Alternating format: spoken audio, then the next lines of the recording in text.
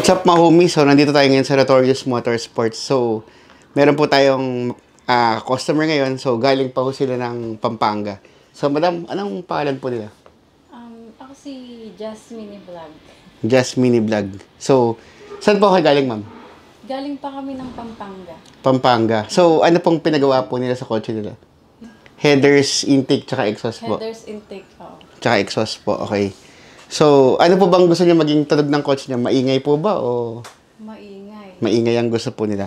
So, ma'am, dun sa ano nyo, sa page, may page po ba kayo? Or sa ano pong meron po dun sa page po nila? Wala lang yung mga lifestyle lang, ganon, pagmumotor. Pagmumotor. Okay, parang motovlogger din po pala si madam. So, ipapakita na po namin yung pinagawa namin ngayon na headers, intake, exhaust para dito sa Mustang na 5.0. So, what's up mga homies? So, nandito tayo sa Notorious Motorsports. So, meron tayo ngayon project, isang 5.0 Mustang. So, ang gusto ni boss, gumagana pa rin yung active mode, yung sports mode niya, tsaka yung silent mode niya. So, ito yung ginawa namin. Nilagyan namin siya ng HKS muffler tip. Tapos, gumawa kami ng pipings para dito. So, gumagana pa rin yung pinaka, yung silent mode niya. Pag gusto pa rin ng customer na tahimik. So, ito na siya. So, ito yung pinaka X-pipe niya. Yan. So, bakit po tayo gumagawa ng X? Ito X-pipe kasi para mag-rumble yung tunog niya. Tsaka syempre para magkaroon pa rin ng power. So ginawa natin, nilagyan din natin siya ng flexible pipe para maiwasan yung vibration. Tapos tinanggalan natin yung catalytic converter niya. So kung papansin nyo, wala siyang catalytic converter. Kaya medyo maingay ito, mabilis at syempre mas titipid sa gas. So ngayon pakinggan na natin kung ano magiging tunog niya.